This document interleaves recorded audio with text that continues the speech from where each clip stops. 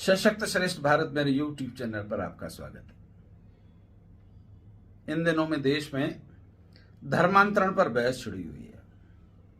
छांगुर बाबा के बाद उनके गुर्गे भारत को इस्लामिक देश बनाने वाली कई तत्वों के पर्देफाश होते चले जा रहे हैं। एक एक करके कई नौजवान इस्लामिक समर्थक गिरफ्तार होते जा रहे हैं और पीछे करोड़ों रुपए का फंड। सरकारें बात करती हैं धर्मांतरण पर रोक, हिंदू संगठन बात करते हैं धर्मांतरण पर रोक। धर्मांतरण के नाम की राजनीति इस भारत की बरसों पुरानी बीमारी है। जिस समय भारत और पाकिस्तान को विभाजित किया गया, उस समय से लेकर कांग्रेस की सरकार ने तुष्टीकरण की राजनीति के आधार पर इस भारत के अंदर मुस्लिम और इस्लामिक समर्थन में अपने निर्णय लेना प्रारंभ किए और उस समय से आज तक धर्मांतरण का कारोबार कभी रुका नहीं। उसके पीछे के कारणों पर कोई कार्रवाई नहीं करना चाहता। कारण सब जानते, कोई सरकार उसके पक्ष में निर्णय लेने से घबराती है। उस घबराहट का कारण क्या है?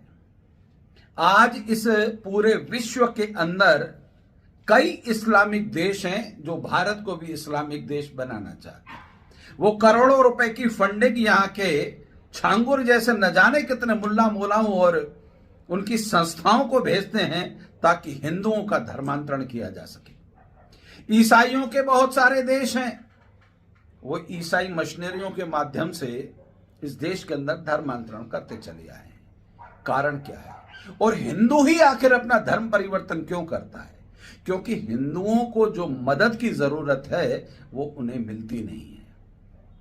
पूरे भारत नहीं, पूरे विश्व में ऐसी कोई संस्था नहीं है जिसके अंदर मानवीय आधार पर, जाति के आधार पर हिंदुओं को आर्थिक मदद दी जा सके। इस्लामिक देश कई मुसलमानों की मदद करते हैं। वक्फ बोर्ड बनाया हुआ था। ईसाई मिशनरियों में तो आपने सुना होगा। आखिर हिंदुओं को पैसा देके उनका धर्मांतरण क्यों होता है? क्योंकि हिंदू, जो गरीब हिंदू है, वो बिक जाता है पैसे की लालच में। और हिंदू संस्थाओं के पास पैसा है नहीं। जहां पैसा है, मंदिरों में आता है, मठों में आता है, उस पर सरकार ने अपनी लगाम लगा रखी है और सरकार उन्हीं पैसों से इस देश के अंदर इस्लामिक कई युवकों को उनके मतों के आधार पर उसी हिंदुओं के पैसे से, दान के पैसे से, मंदिर के पैसे से इस देश के अंदर इस्लामिक मुसलमानों की मदद करते हैं।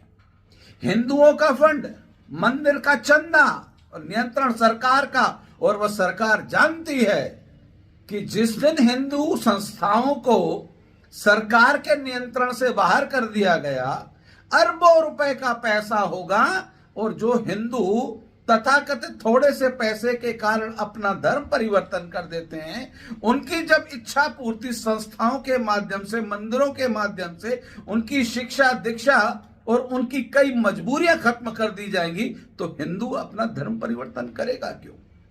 मैं यह भी जानता हूं कि आपका हाथ थरथराएगा यह वीडियो वायरल करने के लिए, क्योंकि हिंदू डरपोक है। आपको डर लगेगा कि अनिल मूलचंदानी ने तो कड़वा सच बोल दिया, अब वीडियो आगे वायरल करूंगा, कहीं मेरी नानी तो नहीं मर जाएगी। यह हिंदू की घबराहट है। अगर आपका जमीर जिंदा है और आप सनातनी हिंदू हैं तो यह वीडियो को वायरल कीजिए, भारत की सरकार तक पहुंचाइए। बच्चा भी जब तक रोता नहीं है, चीखता चिल्लाता नहीं, तब तक मां दूध नहीं देती। और सरकार को भी जब तक कान तक यह सच नहीं पहुंचाया जाता कि जनता के बीच में आपका पर्दा बेनकाब हो चुका है। अगर आप चाहते हैं कि हिंदुओं का धर्मांतरण रुके, तो मंदिरों से अपनी सरकार का लगाम ढीली कीजिए और हिंदुओं के धर्मांतरण को रोकिए। सब सरकारें जानती हैं कि यही एकमात्र रास्ता है।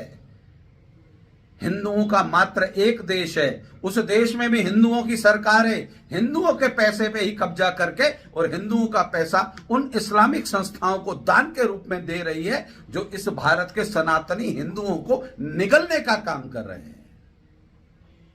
सच पहुंचाइए सरकार तक। और हिंदू संगठन के उन महंतों और संतों से निवेदन करता हूं, थोड़ा थोड़ा स्वार्थ छोड़कर सच्चाई के रास्ते पर चलकर सरकार तक अपनी बात पहुंचाएं।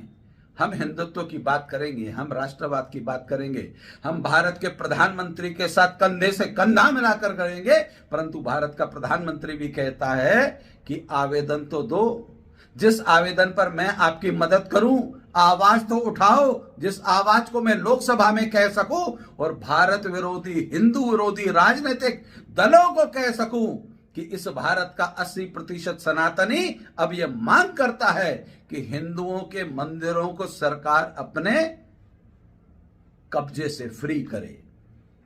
उम्मीद करता हूं कि आपका विवेक, आपका जमीर इस वीडियो को वायरल करने के लिए तैयार होगा और यह वीडियो पहुंचाइए प्रधानमंत्री तक, सरकार तक।